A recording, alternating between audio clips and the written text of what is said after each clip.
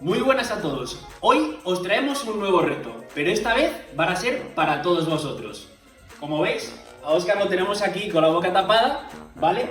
Y, como podéis ver en el cartel primero que tiene, os va a leer la mente sin hablar. Lo único que tenéis que hacer es seguir los pasos que Óscar os va a ir diciendo con los cartelitos que tiene aquí, ¿vale?